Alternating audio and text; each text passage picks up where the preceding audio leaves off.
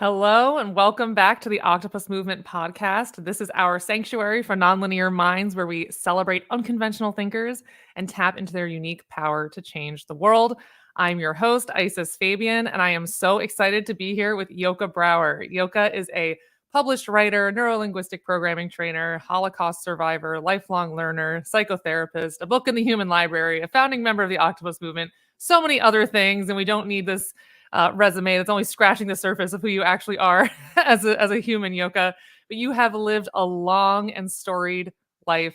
I'm excited for the level of perspective and nonlinearity that you're going to bring to the far-reaching questions that I have for you today. But let's start broad. What is unconventional and nonlinear about your approach to life?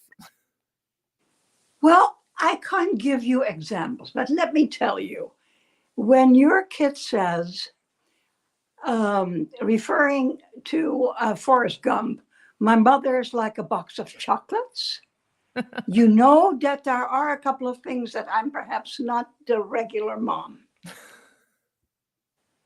Fair enough. Cryptic answer. That's anything else to add about just how you think? No, my kids just know that I think outside the box. Mm-hmm. Because I don't believe in boxes. Say more about that. What are some of the boxes that we're all accustomed to and might not even realize we're thinking inside of? Okay, one of the boxes, of course, that don't forget that when I got married in 1960, it was when you got married, you never worked again. I mean, you stayed home, you were the housewife, etc. And I went to work.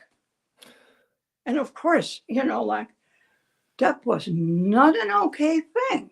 And then, of course, my husband and I moved to the United States, and I became a computer programmer. And of course, it was at a time there were no women computer programmers. I mean, there were 2 or 3 of us. I mean, that was different. And I have always been not be people aren't able to pin me down in how I am or what I should say or what I should do. That's what I mean with I don't see what can't be done. I look at what I want and how I can achieve it. Mm-hmm. Yeah, I've heard you talk about creating your own environment and learning that things are not important, but people and how you deal with life are important. Can you talk more about that kind of approach? I think perhaps, remember, when I was in hiding, the only thing that I could take with me was a little suitcase with my, it was a gray suitcase, tiny, with my pajamas in it. And like my daughter says, Mom, I think basically in your mind, you still have that little suitcase with the pajamas in it, and that doesn't hold much. Basically, if I don't use something for 6 months, I throw it out or bring it to the, like the secondhand store. But I honestly, it's not, to me, hanging on things. It was funny, I was looking around my house the other day, and the things that are mine all have an emotional value. There is nothing that's there because it's easy or, like it's all, I know when I got it, the feeling that it gave me, et cetera, et cetera. And those are the things that I carry around with me, like a little heart that my daughter made when she was in first grade that says, Mika, like those kind of things. The things that I have around me give me a feeling. And if they stop giving me a feeling, they've done what they needed to do and I can get rid of it. Does that make sense to you? Yeah, it does. And so what fills your, we live in such a materialist world, a consumerist, society, especially here in the US. And so for someone who's really entrenched in that, it might be hard to imagine what kind of shapes your life and how do you make decisions about your future, right? About moving or doing something different with your life or where your income is going to come from, those kinds of things when you live this way and have this kind of mindset. The thing is, I honestly believe, and it's only my belief system, okay? I know that. Everything that has ever happened in my life and is happening in my life is there to teach me something. Mm-hmm. And once I've learned from it, I can let go. That's with the physical things, and it's also with the emotional things. It's strange. I mean, I was talking to somebody, money doesn't mean a thing to me. And so I am never poor, because if I don't have much money, I don't need much, because, then I don't have enough money, so I don't have to want anything. And it's strange. I, I have never had a lack of it, Wow. because if I have less, I know then that's okay too. Right. You're not judging where you're at in life or the quality of your life or being off of how much money you have. Oh gosh, no. And also I have had friends that are very, very rich and it didn't make them any happier. And True. I've had friends that are very, very poor and that are very happy. So I I have learned that money is easy. Money is nice. I'm not one of those people that says you don't need money, because that's ridiculous. You do need money because you need to eat and you need to buy things. Mm-hmm. But you can adjust your ideas about what you need. And so as long as you do that so that you have enough, you don't have to worry. So I don't. Amazing. When we talk about happiness, how much of that has to do with what you do in the world or for work or as a career? Well, don't forget, I've always been self-employed. No, when I was a computer programmer, I worked for some time in with organizations. But then after I was computer programmer, I decided that I was going to work with people, because I liked computers, because you can do anything with computers. But I like people better. Mm-hmm. And basically, so what I did at that point is I taught psychic awareness classes, and then I don't know if you've ever heard of Touch for Health, but Touch for Health is an applied kinesiology. It is a muscle testing system. I introduced that in Holland, and I worked with people, and people say, from computers, and then healthcare. Yeah, it has to do. I am a person. If I see something that's not right, I want to do something that makes it right. And whether that's with a computer or whether that's with a person, and with a person you work different. But if it doesn't work, you help them to work. So it is who I am that does what I do, and that's why I like it. I follow my inner voice. That sounds like a little bit sappy, but I don't mean it that way. Um, I think that when you do what goes with your personality, you're always happy. And that doesn't mean I'm always happy, because I also have times that I'm, really sad and really, like even at certain times depressed. Mm-hmm. When things don't go. I'm a person like everybody else, except I can get over it when I start working again, when I start doing things again, Mm. because then I'm using what's the good part of me. Does Hmm. that make sense? Yeah. How do you follow, for someone who's not tuned into that voice, right? That voice inside of them, or who's so used to doing things that go against their nature, or so used to a level of just baseline unhappiness.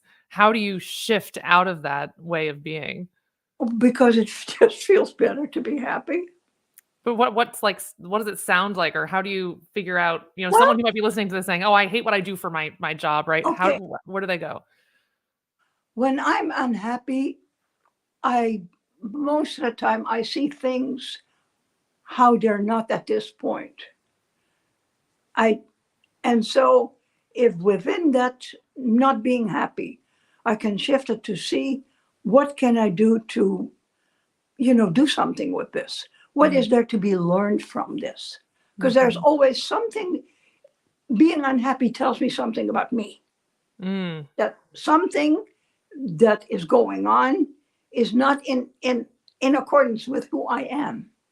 Right. And I have to change something. And so I don't see unhappiness as terrible. I see unhappiness as a way for me to learn something. And it doesn't feel good. I mean, don't get me wrong. I mean, I hate it, but it does teach me things. Mm-hmm. I love what you said earlier about you see everything as an opportunity to learn, then you can learn from it and let it go. Yeah. And how much we sometimes don't even consider letting go of because we're not willing to engage with it on that level. Yeah.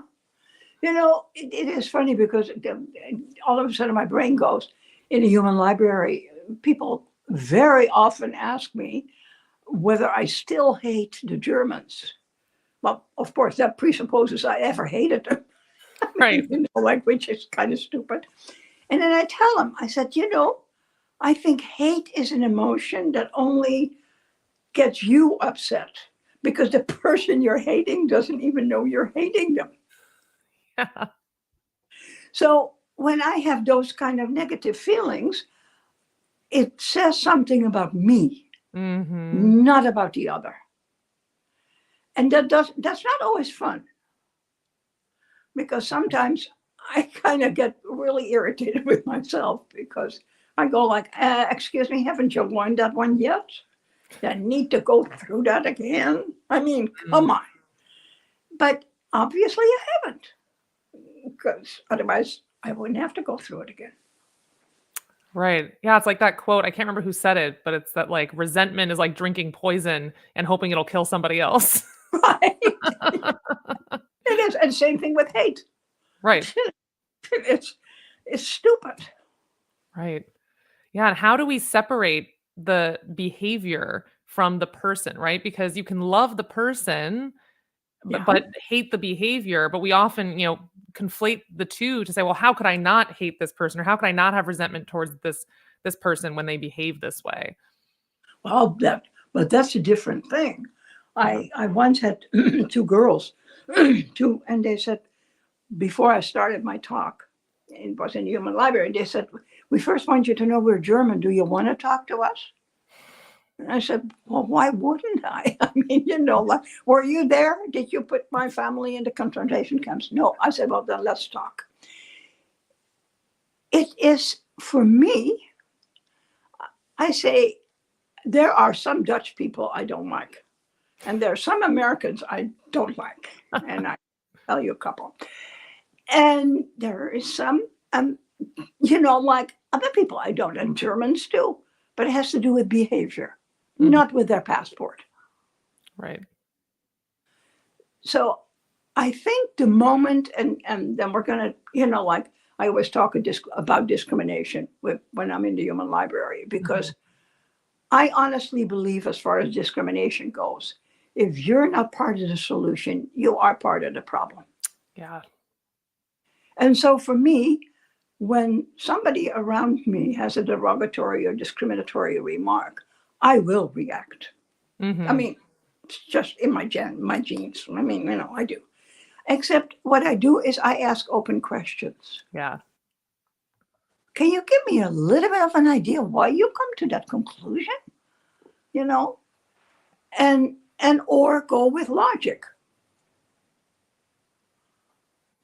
Yeah. So that to me is an important part of that. Being happy also means that I have the feeling I can do something to make life better for other people too.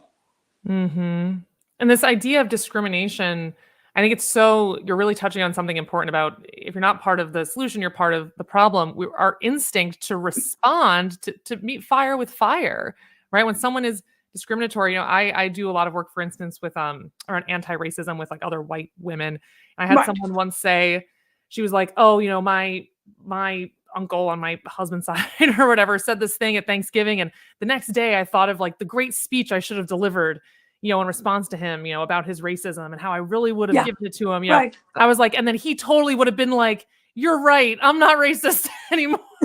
Thank you for the speech. Because, and I'm like, so who would that serve? But that was the question I asked her. I was like, who does that serve? Does that serve your perception of your own kind of self-righteousness and your superiority and moral high ground over this person?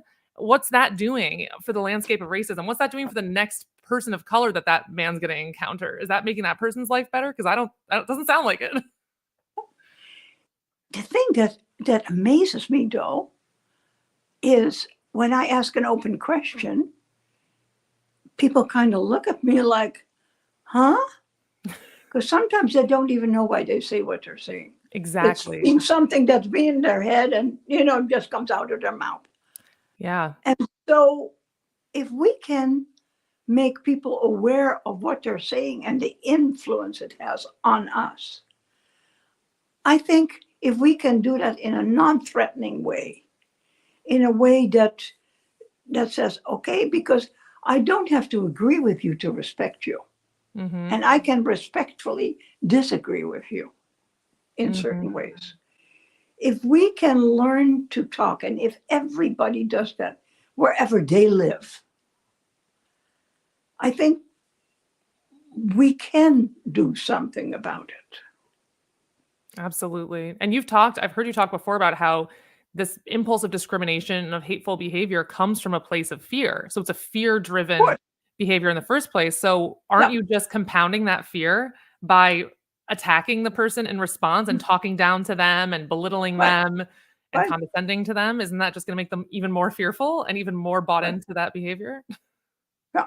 And that's why open questions, they may not at that point do something, but you are putting a seed. And I think that's important. Yeah. Well, you're getting someone to pause and to think, wait, where did that come from? Because we have so many of these deeply ingrained ideas we don't realize we've absorbed from the media, from other people in our lives. And so we will say things as if everyone is in agreement with this stereotype or whatever it is. And when you ask an open question, like, oh, that wasn't my perception.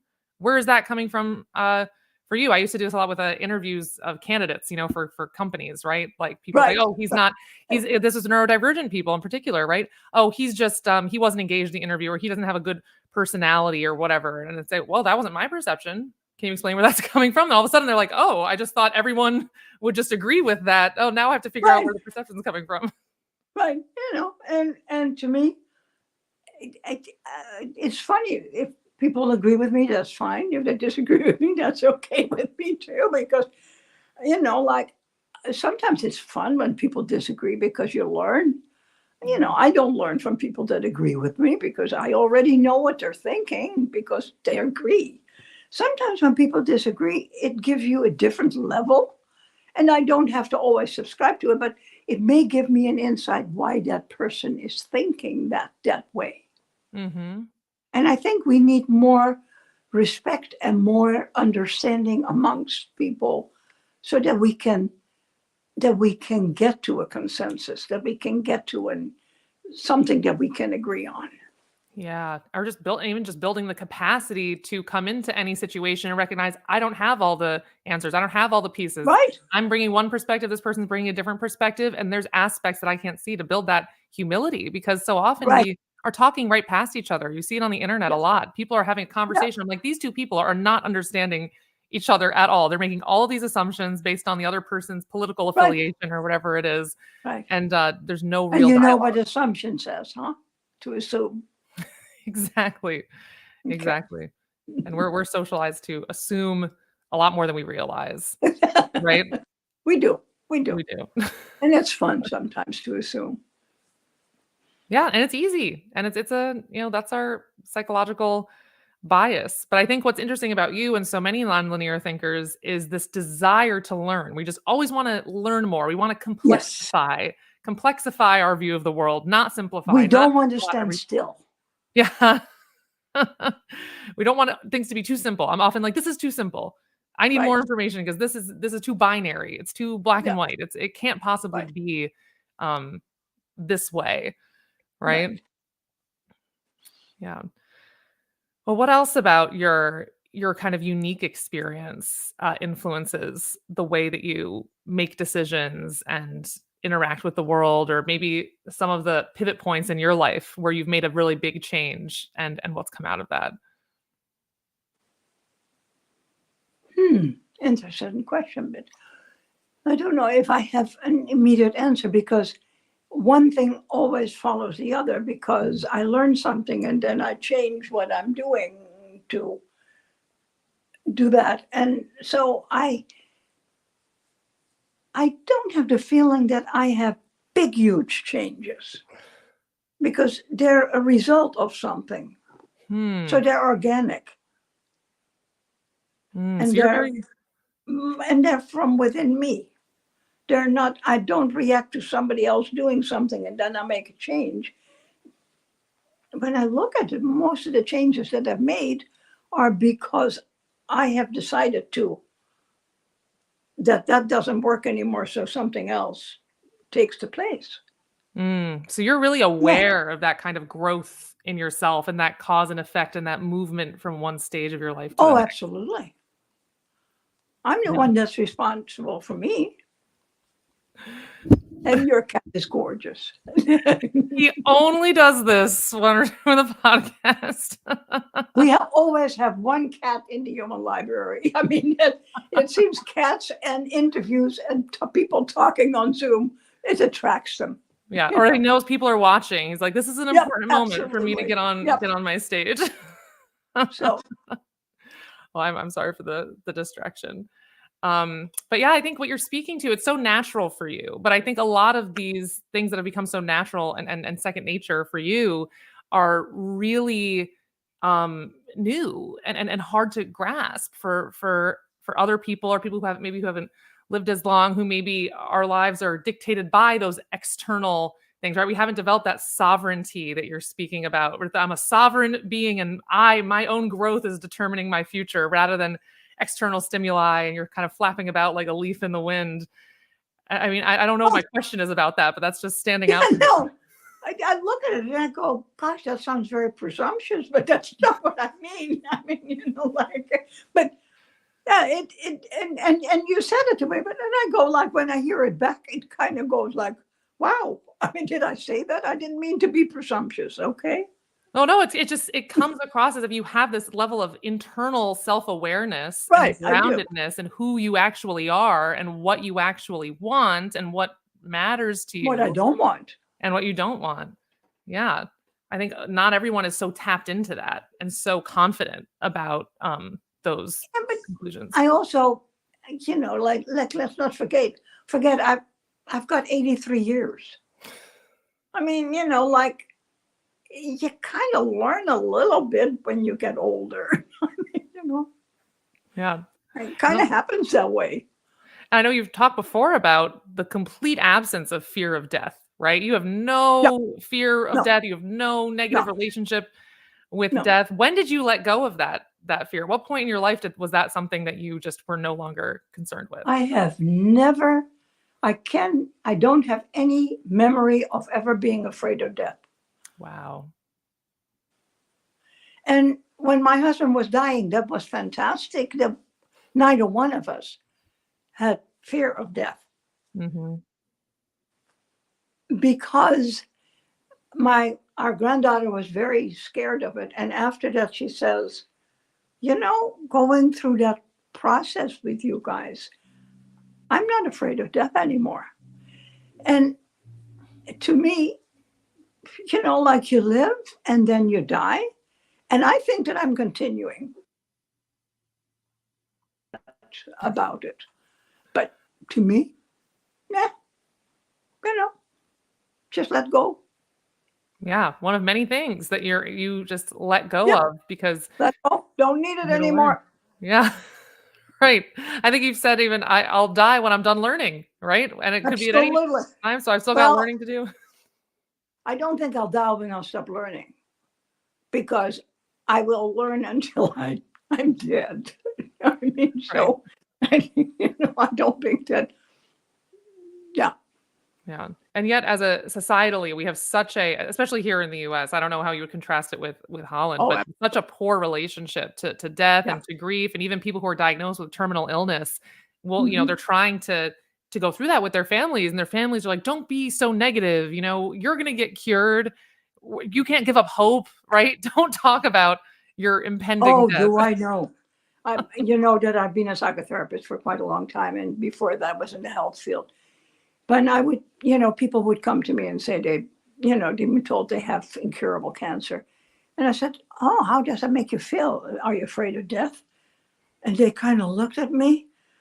I finally can talk about it because nobody wants to hear about death. And I go like, well, it's one thing that we can be sure of. It's going to happen one of these days. And from what I hear with you, it's kind of like faster than one of these days. So, so let's talk about it. Are there any unresolved issues for you? Mm-hmm. Because, like when you die, you might as well die lucky and happy and let go. Right. Easier for the people around you too.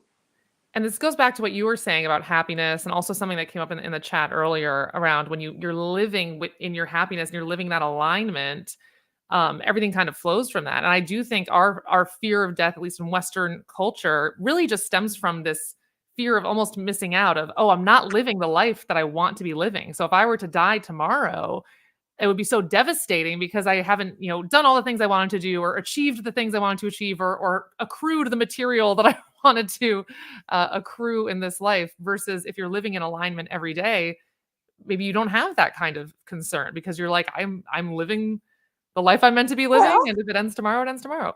And I think maybe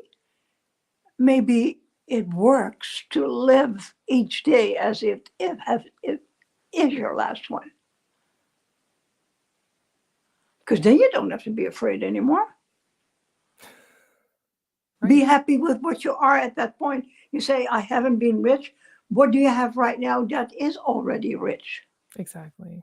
What have you achieved that you are already, that you go, boy, look at what I was a year ago, how much I have achieved now.